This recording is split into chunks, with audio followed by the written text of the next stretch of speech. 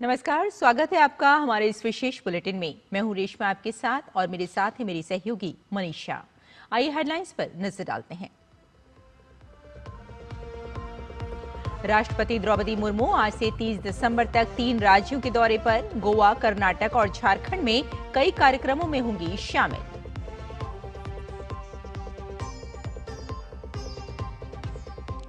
प्रधानमंत्री नरेंद्र मोदी आज मुख्य सचिवों के 5वें राष्ट्रीय सम्मेलन की करेंगे अध्यक्षता।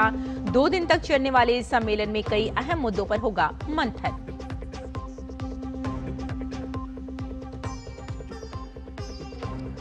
बांग्लादेश में अल्पसंख्यकों पर हो रहे अत्याचारों के खिलाफ देश भर में गुस्सा।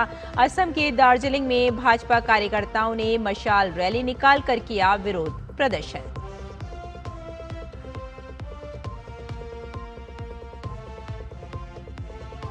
पूरा उत्तर भारत शीतलहर और घने कोहरे की चपेट में। दिल्ली एनसीआर के कई इलाकों में विजिबिलिटी शून्य, न्यूनतम और अधिकतम तापमान में गिरावट।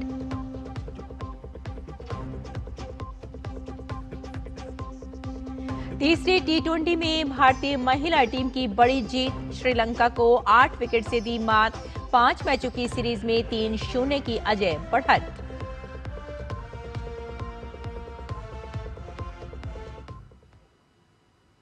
और आइए अब समाचारों पर डालते हैं विस्तार से नजर। राष्ट्रपति द्रौपदी मुर्मू आज से 30 दिसंबर तक गोवा, कर्नाटक और झारखंड के दौरे पर रहेंगी। राष्ट्रपति आज शाम गोवा के लिए रवाना होंगी और 28 दिसंबर को वे कर्नाटक के कारवार हार्बर से पनडुब्बी के जरिए समुद्री यात्रा करेंगी। इसके बाद 29 दिसंबर को राष्ट्रपति झारखंड के जमशेदपुर में ओल चिकी लिपि के शताब्दी समारोह में शामिल होंगी और एनआईटी जमशेदपुर के 15वें दीक्षांत समारोह को भी संबोधित करेंगी। वहीं 30 दिसंबर को राष्ट्रपति झारखंड के गुमला में आयोजित अंतर्राज्यीय जन सांस्कृतिक समागम कार्तिक यात्रा को संबोधित करेंगी।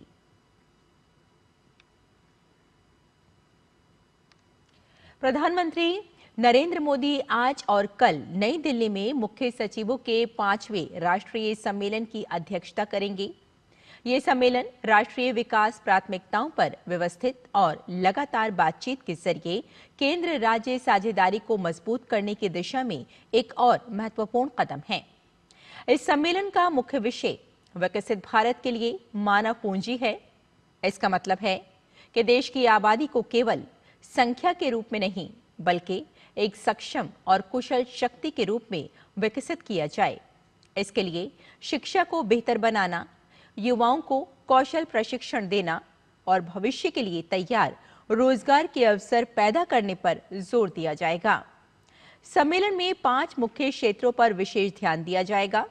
प्रारंभिक बचपन शिक्षा, स्कूली शिक्षा, कौशल विकास, उच्च शिक्षा तथा खेल और पाठ्येतर गतिविधियां। इसके अलावा शासन में तकनीक का उपयोग, नियमों में ढील, कृषि आपूर्ति श्रृंखला, पर्यटन विकास, आत्मनिर्भर भारत और नक्सलवाद के बाद की योजनाओं जैसे विषयों पर भी चर्चा होगी। बांग्लादेश में हिंदुओं पर अत्याचार और दीपू चंद्र दास एवं अमृत मंडल की हत्याओं के विरोध में पूरा देश गुस्से में है। सिलीगुड़ी, दार्जिलिंग में बीजेपी कार्यकर्ताओं ने बांग्लादेश में अल्पसंख्यकों पर हो रहे अत्याचारों के खिलाफ मशाल रैली निकाली है।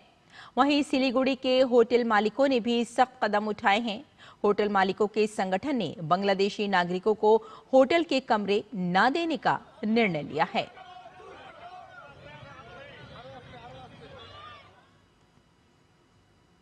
पश्चिम बंगाल में आज से शुरू होने वाली एसआईआर की सुनवाई में सीएए प्रमाण पत्र को प्रमाणिक दस्तावेज माना जाएगा।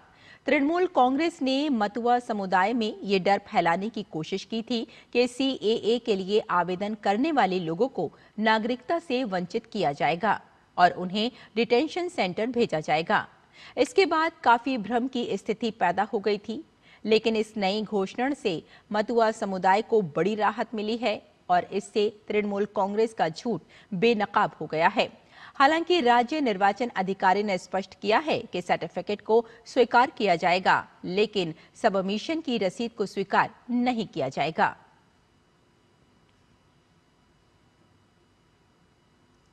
केरल के त्रिशूर नगर निगम में कांग्रेस उम्मीदवार निजी जस्टिन के मेयर चुने जाने के साथ ही विवाद खड़ा हो गया है।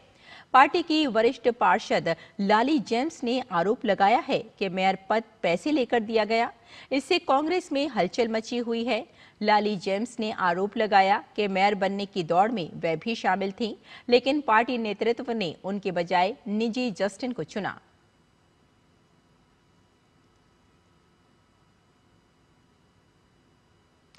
यूपी, बिहार, हरियाणा, दिल्ली, हिमाचल समेत देश के कई राज्यों में कड़ाके की ठंड, घना कोहरा और शीतलहर का असर जारी है।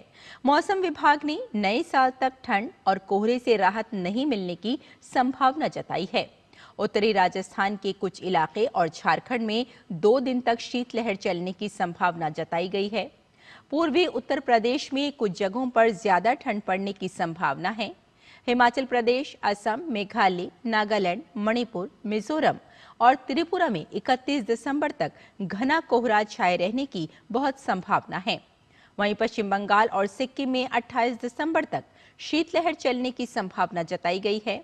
बिहार के कुछ इलाकों में अगले 4 दिन तक घना कोहरा हो सकता है। वहीं पंजाब, हरियाणा, चंडीगढ़ के कुछ इलाकों में अगले 2 दिन तक कोहरा छाए रहने की संभावना है। भारत ने 5 मैचों की T20 सीरीज के तीसरे मुकाबले में श्रीलंका को 8 विकेट से हरा दिया है। इस जीत के साथ भारत ने सीरीज अपने नाम करते हुए 3-0 की अजय बढ़त बना ली है। तिरुवनंतपुरम में खेले गए इस मुकाबले में पहले बल्लेबाजी करते हुए श्रीलंका ने भारत के सामने जीत के लिए 113 रन का लक्ष्य रखा। भारतीय टीम ने शेफाली वर्मा के आक्रामक अर्धशतक की मदद से लक्ष्य को 13.2 ओवर में 2 विकेट खोकर आसानी से हासिल कर लिया। शेफाली ने एक बार फिर शानदार बल्लेबाजी करते हुए 42 गेंदों पर नाबाद 79 रन की पारी खेली। कप्तान हरमनप्रीत कौर ने नाबाद 21 रन का योगदान दिया। इससे पहले टॉस हार कर पहले बल्लेबाजी करने उतरी श्रीलंका की टीम 7 विकेट पर 112 रन बनाए। श्रीलंका के लिए चमारी ने हासिनी परेरा 25, कविशा दिलहारी ने 20 और इमेशा दुलानी ने 27 रन का योगदान दिया।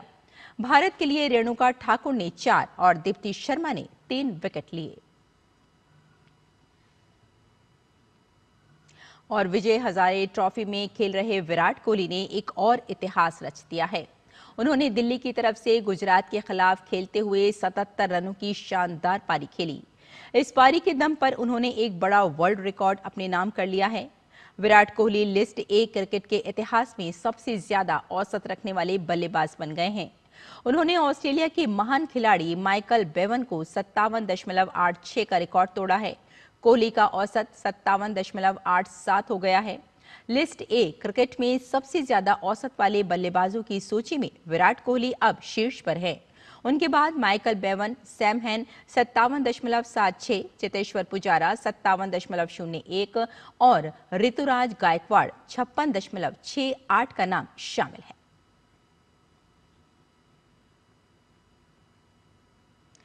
तो हमारे इस विशेष बुलेटिन में फिलहाल इतना ही। मुझे और मेरी सहयोगी मनीषा को यहीं अनुमति दें। नमस्कार।